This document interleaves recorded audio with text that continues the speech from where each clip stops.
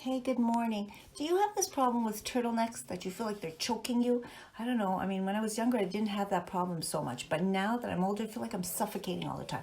Have a little trick. And plus, I find that they just emphasize sometimes your jowls here. So I have a little trick for that. So basically, here's the turtleneck. Okay, this is the part.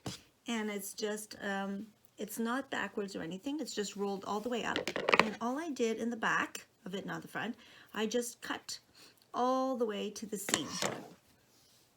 That's what it looks like.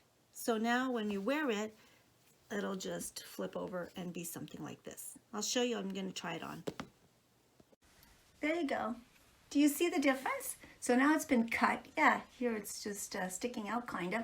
But I mean, it's been cut and look how pretty it looks. It gives it sort of more of a, like a collar look instead of a turtleneck, but you still have that highness here. Doesn't emphasize the jowls too much, and it's kind of really pretty. What do you think? Can you see it right? Look at that.